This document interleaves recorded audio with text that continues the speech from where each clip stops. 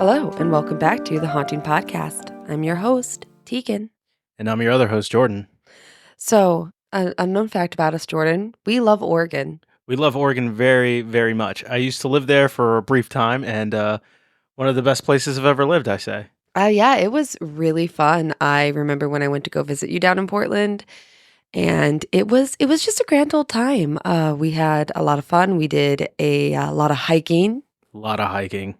You got mad at me because you thought I was trying to, Well, unalive myself. well, we were in the middle of the woods, and we had only really just started dating, and you were jumping on all the rocks, losing your footing. So, yeah, I was a little concerned. You know, No one would have believed me. it was just a fun time. That's all I'm saying. So fun, I guess. So naturally, I thought that we had to take a little trip down to Oregon and read a few ghost stories. Yeah, see what's haunting that place. Oh, and it is haunted. It was actually kind of hard to choose what I wanted to do. In kind of my research of doing it, I ran across the Shanghai Tunnels. And it's something that I really had never heard of. I really had never done a lot of research on because of that. So it was a fun thing. So, for those of you who do not know what the Shanghai Tunnels are, they were originally known as the Old Portland Underground. They were a series of tunnels that went through really just kind of good part of Oregon and Oh, yeah, very, little, very famous stuff. yeah, I knew about it before I even moved to Oregon. I don't know why. I know why I didn't know about it. I just didn't. But yeah, so it's just this intense underground tunnel system. It's very windy and weavy. It's kind of like the catacombs in France. Right. What it was originally for was to take shipments from ships and allow them to beat traffic, basically. So they'd have these underground systems that led to bars and um, restaurants and just all the places that were around town. And it was up until the center of town at that point was Chinatown. So it went to kind of just the center of all of that. So they were able to avoid traffic. They were able to get deliveries to the basement of bars, which is perfect because that's where they needed to be. Right. It's clever. Yeah, it was all built by Chinese workers in the 1900s. And like I said, that's when Chinatown was kind of like the center of town. And that's what it was for. But of course, we can never have anything nice and convenient. Of course not. Not especially not a dark tunnel. No, you can never have dark, weaving, winding, creepy tunnels. We never have anything nice. So even though, it was a small town, because of those ports that it had, there was a lot of ships coming in, which meant there was a lot of just seamen around. Of course. And they would come, they would have their short free time here. So some of them would sit there and enjoy the bars and the restaurant and the women and on all that were around. It was great for them.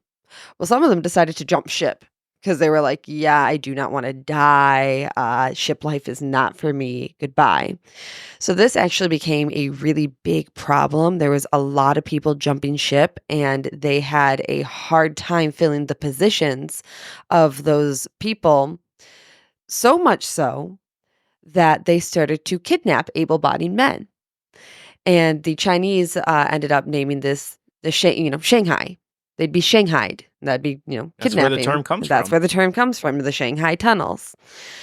So what they would do is the captains would hire Shanghaiers to Shanghai some able-bodied men. And how they would do that is they would basically find their victim, follow their victim around, and then when they were good and drunk, kidnap them, take them to the tunnels, knock them out, and drag them to the ship. That does not sound like a good time. No, it does not. By the time they woke up, they were usually out to sea and it was too late. And they would end up working so that they could eat. If they did not work, they did not get to eat. You gotta do what you gotta do to survive, right? I mean, you really do. Whatever it takes. Especially back in those times, man. At that point, anything could kill you. So, yeah. A couple of men were able to get away. And because of that, men kind of started to be a little bit more cautious. Their warnings were being sent out, and yeah, it didn't stop it, but it slowed it down. So of course, Now the Shanghaiers needed to make money another way. So what do? We kidnap the women. We sell them in the trade. Always the next thing that happens. It really is. So, yeah, so what would happen is a woman could just be standing at a certain place in a bar or something, and literally the floor would just drop out from underneath her. Mm. And there were these cages that were set up underneath these traps. So the women would fall directly into cages, and that there is where they would wait until they had a buyer. It was also used for gang activity, clearly, had to. Uh, Of course. Gangs would hide things down there. They would take their victims down there and Give him a good whack, eh, Paulie? yeah, yeah, sure, give them a good whack or good death, and just kind of leave them down there to We're gonna rot. make them swim with the fishes. They would abandon anyone who just kind of pissed them off in their gang and or otherwise, would be left down in the tunnels, and some would be left just for a few days to wander, and others would be left there to die. And the thing is, if you did not have a light, these tunnels were pitch black. They had a lot of twists and a lot of turns to them. So it was just if you didn't know the tunnels, you were dead. Yeah, just like the catacombs. Just like the catacombs. This is literally the United States catacombs right here. So, yeah, it was just kind of in general a very terrible place. Yeah, I'm good on checking it out. I mean, when I lived there, I didn't bother to check it out. It was also used as a place to hide liquor and other stuff during Prohibition, and the cops were rarely able to actually find That the. is the least shocking thing you've told me. I mean, if I was trying to hide an illegal substance, that would probably be the best bet, you know? When that came up in my research, I was just like, well, that's not surprising. But yeah, so yeah, and apparently the cops could rarely find anything down there because of how vast these tunnels were. And sometimes occasionally they would get lost. I mean, I wouldn't want to look for it. I mean, as someone who is well, like prohibition, a lot of people weren't really for it, you know? Yeah. So if I was a police officer, and I'm sure many police officers felt that way, I I'm not trying to apprehend them. Oh. I'm Oh probably no. going to their speakeasies. Oh no. Oh yeah. Let's bring it on. Let's go. I'm going there. Yeah, and it was interesting too because like those tunnels would be used to hide the like elite. They'd be drinking and whatnot, and they'd be like, "Oh, the cops are coming, man! Everyone hide in the tunnels. It's the 5-0 It's the 5-0. Let's going to the go." catacombs. So yeah, there was a lot of stuff, and I'm sure that some of those people got lost down there too and died. Um, there is a couple of stories, of course, because of all of this. So one thing that is commonly said is if you go into these entrances, and most of them are in the basement of these old like establishments, you get just kind of a general, really uncomfortable, not good feeling. You feel unwelcome. You feel like someone's watching you. You feel just general ooky spooky goosebump stuff. Mhm. So there's a couple like notable ghosts. One of them who is a notable mention in my book is this prostitute, forced prostitute, might I add, named Nina. And obviously, Nina was kidnapped and put into the trade and became a forced prostitute. And there were some missionaries who were encouraging her to tell them who like kidnapped her and were trying to help her escape. And she decided to trust them, and she told them all this information. And before they could get to her to help her, she was murdered. That's a shame. It was very sad. She was thrown down an elevator shaft at the Merchants Hotel, actually. So the Merchants Hotel is now gone, but in its place is the Old Town Pizzeria, and that is where she is said to haunt. Could you imagine going there to like eat your pizza, and this like woman in white or black just kind of appears on the balcony? No, because I'm trying to enjoy a tasty treat, which is pizza. She's said to appear in white or black on a balcony. And it's said that you can just smell the aroma of her perfume, and then shortly after, you just see like a shadowy figure You're stuffing standing your over you. face with pizza. There's probably like cheese going down the side of your mouth, and you're just like, just glaring up at this lady that's just sitting there. You're just like, Could you mm, imagine glaring up at this lady like in black or white? What would be worse, no. seeing her in black or seeing her in white? I feel like white's the trope. I mean, it's a bit of a cliche, so I guess maybe black I feel like because black would be you like don't see that. creepy. Yeah. So you see her just standing there on the balcony in black, and then all of a sudden you get a whiff of her perfume. And then in the next second, you realize that there's a tall, shadowy figure just standing right over you. I'm good. Yeah, so that is Nina. Do not mess with Nina. She's probably really pissed off. I can't blame her. She's also said to like move objects and chairs around and stuff like that. And yeah, she's just doing what she can right now, and she's just there, and I feel bad for her. I feel bad for her too. I mean, that's just not a way you want to live your life. Is it technically living your life when you're just a ghost? Your afterlife. I guess so. I mean, would you really want to be stuck in an old pizzeria? I mean, I feel like I'd have nothing better to do. I would be devastated if I got stuck in a pizzeria. I'd be around so much gluten. Yeah, but would that really affect you? You don't really have an I immune don't system. care. I wouldn't want to spend my afterlife with my enemy. I get that. I wouldn't either. That's just I don't want to fraternize with the enemy like that. Fraternize with the It's enemy. probably like what killed me. I got some flour in my food one day or something. It's still possible. It was the straw that broke the camel's back. Yeah. So employees and customers of a couple of establishments there was no like specific establishment name when I read this particular story. Mhm. But apparently some customers and some employees have seen like one ghost up to just like a group of ghosts kind of just come up from the basement. Just one guy, sometimes five guys, sometimes like 100 guys, and they'd come up from the basement, and they were either almost like human in shape, or some of them that would just like come to like the entrance and just kind of like glare up at you. Just glare up looking at you. All right, there's a story about a ship who had 100 Shanghaied men chained together on their ship. And this ship sank. It crashed and it sank. And there's a story that says that on the anniversary of their death, by the entrance of the tunnels nearest the water, they're said to see 100 ghost men chained together, just rushing the entrance to try and break free. This poor guy's caught in the loop.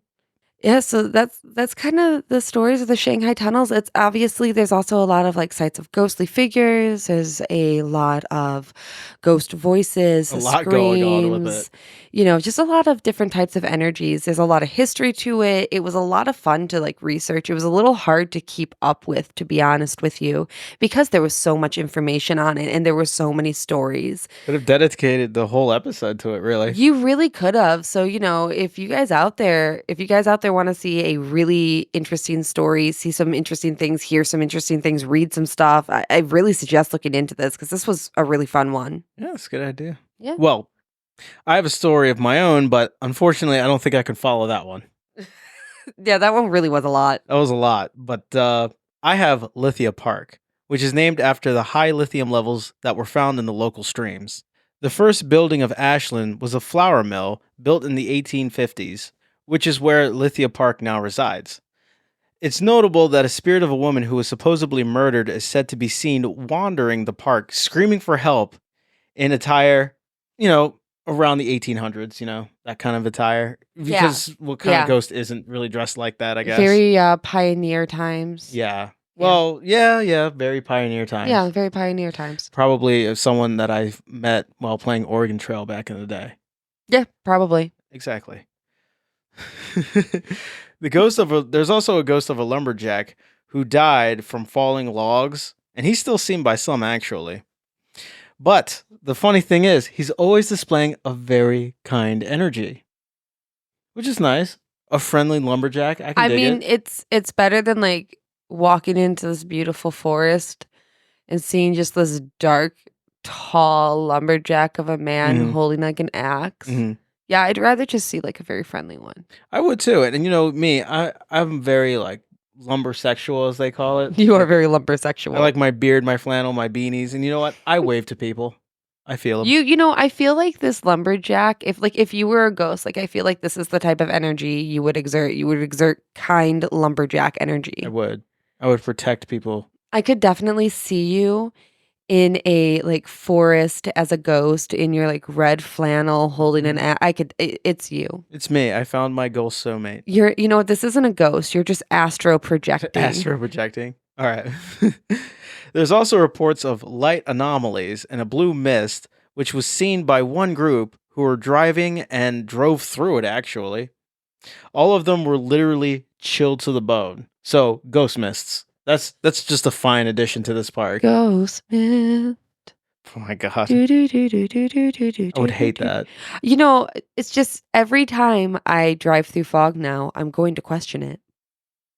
I Is mean, it yeah, it fog? could be just like, a party of ghosts, And like so when where we are, there's a lot of cornfields. And mist because we're near like those swamps and marshes. Exactly. There's this one area where, like, if you go at a certain time during like the fall and winter, it is literally one part of the street. You'll be in the stop sign, right? You'll be at the stoplight and you'll be in like this completely clear section, Mhm. and you can actually see this thick wall of fog No. just in one area. And you have to go into that. I used to have to drive through that to get to work. Fun fact, I'm not the biggest fan of fog. I'm not either, to That's be when you see like honest. the a dude hitchhiking with like a hook for a hand, like in the middle of the fog. See, here's the thing that I don't like about it. This particular area is also known for deer. Oh yeah, they'll jump out at you. I'm not doing deer is already bad enough. I will see deer on like the side of the street. I'm slowing down. Deer in fog? No. No. Well, I wasn't lying when I said I couldn't follow the Shanghai one. So, what's your story? Well, this next one, we kind of did this next one together. It was a little bit of a combo one, kind of like a Mhm. big it was a full thing. So, I'm starting off with the Pioneer Cemetery in Eugene, Oregon. It's one of the oldest cemeteries in Oregon, and it is also one of the largest. It is 16 acres, and it has approximately 5,000 graves. And, Wonderful. so there's bound to be some stuff in here. So it was founded in about 1872, and it would be added to the National Registry of of Historic Places in 1977 after it went through some drama with the University of Oregon. Actually, Hmm. yes. Foreshadowing. Oh, I wonder what we could possibly be talking about next. So, to be completely honest, the stories kind of surrounding the actual cemetery are very cliche, very It comes. It's like a generalized. package deal with cemeteries, you Yeah, know. but there were a few golden gems that I just had to throw in there. Okay, so think very stereotypical graveyard. There's voices. You see a girl in a white dress walking through some ghostly figures, and you're sitting there, and all of a sudden, a man playing the bagpipes Hmm. Playing shows up. Amazing Grace, I bet. Exactly. Just sitting there, just gloriously playing this bagpipe, this beautiful song, right? And then he just slowly vanishes into the air. Bagpipe man. I love that guy. There's also a woman. There's also a woman who remembers a legend that on a certain time and date, there is no specific certain time and date mentioned. It is just there's a certain time and a certain The date. rumor of the The rumors. rumor of the rumor. Sometime in the year, this happens where the statues would, and this is a quote, and I quote, wake up, walk around, talk to each other, hang out and stuff. Was this some millennial hangout and stuff? That's my favorite ghost story out of all of this. It's the statues coming alive. It's just, hang out and stuff. Here's my thing. I don't think that person was entirely sober. It doesn't I sound think that right. person maybe lives a little bit of a hippie They're probably just lifestyle. like, yeah, I just took some I think they acid. I might don't know be. what they have to do with I was gonna anything. say smoking the ganja. The ganja. The ganja, as my mother would Doesn't she say. know Actually, that's not my smokers are mother. jokers? That was my father. My father would say that smoking the ganja. Damn. Yeah, I mean, as I said before, like so a lot of these stories come from university students because what they'd like to do is they like to just use the graveyard to cut through in the middle of the night. I don't know why anyone would do this. I would never do this. So yeah, they would just kind of walk through and they hear, yeah, like I said, general voices. There's a woman in white. Some say that it's a wedding dress. Some say that it's just a white dress wandering around. There's voices heard. There are bagpipes being played. Mhm. There is a choir singing. There is just God is literally floating down from the cemetery. There's everything. There's everything from the cemetery. Statues are hanging out and stuff. I love it. I love it. Well, I think that's a good segue into the University of Oregon, which was my next one that Oh we my gosh, did in wait, really? tandem. Was it? I know. That is Who could have such a foreshadowed shock. this? I didn't even I didn't either. couldn't. Well, in 1859, Congress required the founders of Oregon to establish a public university, which was normal at the time.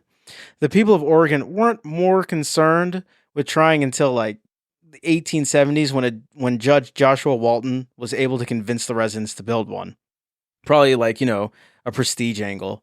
The University of Oregon was formally established in July 20th, 1876, after the first building, the Deddy Hall. That is what it's called. That's a really interesting name. That is an interesting name. That's not foreshadowing either. No. Daddy, just Mhm. Daddy. Well, when that was finished. At least 3 times during the expansion of the university, bills were introduced to the Oregon State Legislature that they would allow the university to condemn cemeteries nearby, remove graves, and build on the land. You know, Probably not the best idea. The last attempt that happened was in 1963. All bills for that one luckily died in committee. So just to be clear, what they wanted to do was condemn the property, completely take the graveyard out, remove the bodies, just basically clear a path, right? Right. For the kids. That's that's rude. Yeah, I mean, I wouldn't if I was buried there, I'd be like, "Come on, man, I was sleeping." Rude. Well, not all ghosts are necessarily from the cemetery or really human at all, but there are ghost stories of residents at Hamilton Hall being awoken to barking at 4:30 a.m. by Steven. Steven! Steven the dog, Steven! which is the resident ghost dog. Steven wanders around Hamilton Hall, taunting students with the smell of wet dog Oh, Steven, no. and the sound of paws wandering around can be heard. Residents have also seen phantom paw prints just around. Steven. Steven, I mean, at that point, he's making me your mascot. Yeah, right? This is a school, isn't it? He's the dorm mascot. I guess so. Okay. So, this isn't a ghost thing, but it's too funny not to tell you. So, apparently, there is a cult at the university, the squirrel cult. A very secretive cult that loves squirrels so much that they worship them. Oh, no. They even perform rituals. These rituals apparently turn these squirrels evil and actually kind of violent. What? Yeah. They threw nuts and other things at the students, and some have even said to have seen normal looking squirrels, normal except for the fact that they have, red eyes. I need to join this cult. I feel like you would join the cult. I want a squirrel army. Are you kidding me? I'm good on the well, I mean, a personal army would be pretty cool. I was gonna say, don't tell me you're good on the squirrel army. A don't know. squirrel army would kick ass. I went to school in West Virginia. We would have just shot them. Do you know how many squirrels are in this neighborhood? We live so close to so many different forests. We'll learn the cult secrets, and now it's going to be yours. I'm gonna learn these cult secrets. Oh my God. Moving on. The D Wing on the second floor of Carson Hall are also dealing with what sounds like an annoying ghost. They will hear people going in and out of the bathroom while no one is there, and the automatic paper dispenser goes off all while no one is there. They also wake up to bruises on their legs there. See, that's when I get the dorm transfer. Here's the problem. Move off campus if I have to. Here's the problem. As somebody who just really randomly gets bruises Yep. and bruises badly very easily, Yep. I can't say that's ghost related. I mean, it could be. Let's say if it's like, I don't know, claw marks or something, then you would be Okay, concerned. claw marks are different. You'd be Actually, freaking out. I probably blame one of the cats. Right. What if it's like, Well, like demon shape, it's like big. oh, okay, well then Big. yeah, I'm Couldn't freaking out. possibly be our sweet cat's claws. Oh yeah, no, then I'm freaking out. Freaking out. There is a man who has been said to be seen in the basement of Deddy Hall, of course. Where else would you hang out if you're a ghost? There's a lot happening at Deddy Hall. Oh, yeah. It's the oldest building in the university, by the way. Oh. In 1877, a report came about when Professor Thomas Condon found a well-preserved body who would later be identified as A. Oakley Hall, a New Yorker who went missing. Nothing more is known about him. Very little details have come out, too. No. That's like an unsolved mystery. Yeah, it's just like, oh, just a random dead body. I think I would okay. have to go and work at a different university or somewhere else and just not there if I found a preserved body. He in the must have been walls. like a worker or a construction worker helping build in the university, and they just forgot about him. They just forgot about him. What if he was murdered by one of the workers and they put him in the walls? No, absolutely not. I'm not okay with that. Neither am I, but here we are. Here we are having to read this and hear about it and have this in our lives now. Well, honey, I think that is the perfect note to end today's episode on. I think it is too. An unsolved mystery of Oregon. So, tell us, guys, what did you think of our episode? Is it spooky ghost? Is it just a bunch of drunk teenagers? Alls we know is don't go into Diddy Hall. That shit sounds like it's gonna just kill you. Yeah, Deddy Hall is just, they have dead on it. Yeah, Anyway, so just have a good night, guys. have a great night, guys. Thanks for listening. This has been The Haunting Podcast. You can check out our website at thehauntingpodcast.com for show notes and other extras. Thank you for listening and have a good night.